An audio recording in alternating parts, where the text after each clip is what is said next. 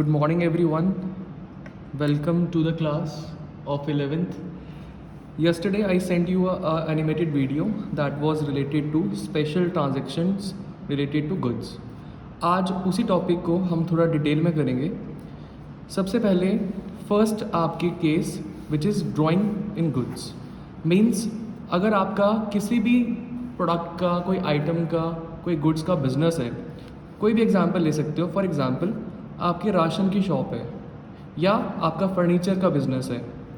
तो इस केस में अगर आपके घर पे आपको राशन की ज़रूरत पड़ेगी या आपके घर पे टेबल या चेयर की ज़रूरत पड़ेगी, तो नेचुरल सी बात है कि आप कहीं और तो मांगने जाओगे नहीं, किसी और से ख़रीदने जाओगे नहीं. तो आप क्या करोगे, आप अपने ही शॉप से, अपने बिज़नेस से जो आपके पास स्टॉक है, जो आपने ख़रीदा हुआ था बेचने के लिए, वो आप विड्रॉ कर लोगे अपने पर्सनल यूज़ के लिए और घर ले जाओगे.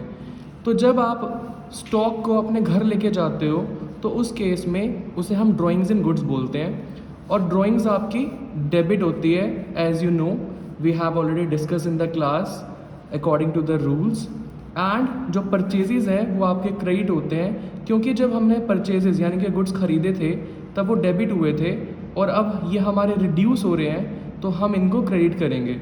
और परचेजेस को ही क्रेडिट करना है आपने, सेल्स को क्रेडिट नहीं करना है आपने, क्योंकि हमने ये गुड्स खुद को बेचे नहीं हैं, हमने ये गुड्स विड्रॉ किए हैं अपने पर्सनल यूज़ के लिए.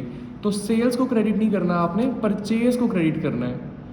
And the next case, goods given away as charity means same example. अगर आपकी राशन की शॉप है और आपके पास कोई संस्था वाले, कोई मांगने वाले किसी तरीके से आपको चैरिटी करनी है, तो ज़रूरी नहीं है कि आप कैश में ही करो, है ना. It's your wish. आप अपने गुड्स भी तो दे सकते हो, है ना. जैसे सर्दियों का मौसम है तो आप कंबल बांट सकते हो, आपकी राशन की दुकान है तो आप राशन बांट सकते हो. कोई भी चीज़ जो आपने एज अ चैरिटी दी है वो आपके लिए क्या है, एक्सपेंस है. और एक्सपेंसेस हमारे डेबिट होते हैं, इसलिए हमने चैरिटी को डेबिट किया है. और अगेन इससे हमारे परचेजेस रिड्यूस हो रहे हैं और हमने परचेजेस को क्रेडिट किए. Third case, goods distributed as free samples.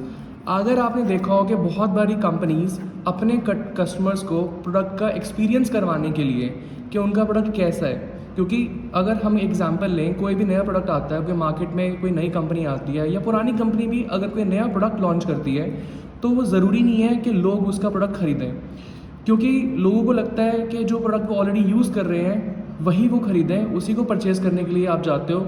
जब भी आप किसी शॉप पे जाते हो तो आपका माइंडसेट होता है पहले से कि मुझे ये चीज़, इस ब्रांड का ये प्रोडक्ट लेकर आना है.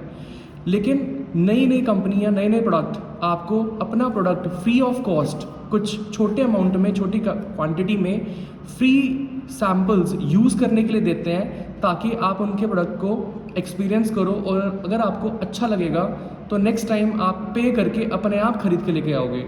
So this is a advertisement strategy, and the business who is giving away the free samples to the customers, to the potential customers we can say, तो वो अपने उस प्रोडक्ट को as a free samples distribute करेंगे, तो उनके लिए वो एक खर्चा ही है, एडवर्टीजमेंट एक्सपेंस है.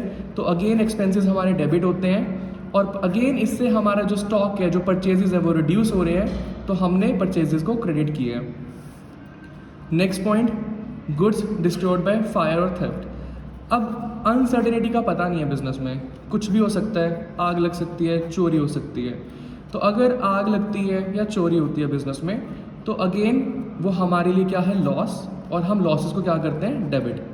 तो अगर हमारे गुड्स जल के राख हो जाते हैं या चोरी हो जाती है, तो उस केस में भी हमारे परचेजेस रिड्यूस हो जाएंगे और लॉस हम डेबिट करेंगे और परचेजेस हम क्रेडिट करेंगे. हाँ, इसके अंदर एक एक्स्ट्रा और चीज़ हमें समझनी है, वो ये कि अगर आपने गुड्स का इंश्योरेंस ले रखा है, क्योंकि ये ज़रूरी नहीं है कि आपने गुड्स का इंश्योरेंस ले रखा हो, but in case the goods are insured, तो उस केस में यू आर सेफ, क्योंकि हम इंश्योरेंस इसीलिए लेते हैं ताकि हमारा जो रिस्क है वो ट्रांसफ़र हो जाए. किसके पास चला जाए, इंश्योरेंस कंपनी के पास.